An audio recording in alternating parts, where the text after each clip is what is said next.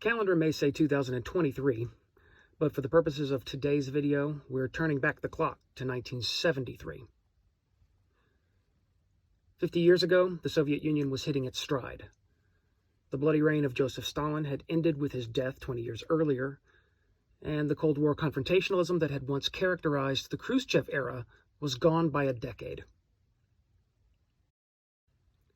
Although the Brezhnev era that followed revisited many Stalinist policies and was tarnished by corruption and economic stagnation, it also brought political stability and détente with the West. That's when these two guns were born, 50 years ago, when the USSR was at its apex as a superpower. Before the invasion of Afghanistan, before Gorbachev, before Glasnost and Perestroika, before Yeltsin, before Chechnya, before Putin.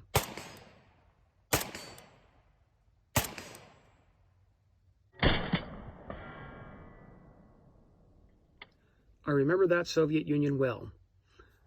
I was just a kid in 1973 when these two guns were made, the Makarov at Izhevsk and the AKM at Tula.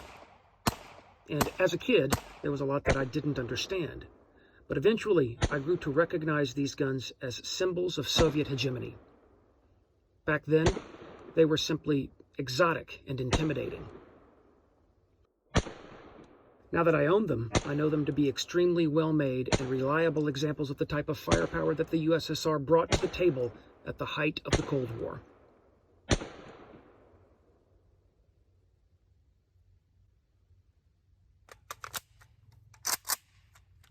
The world was a very different place 50 years ago when these two weapons were made, and in many ways, it's more dangerous now than it was then. But these symbols of a bygone era didn't just go away when the Soviet Union did in 1991. Both the Makarov and the AKM are still with us, sort of like the Cold War itself.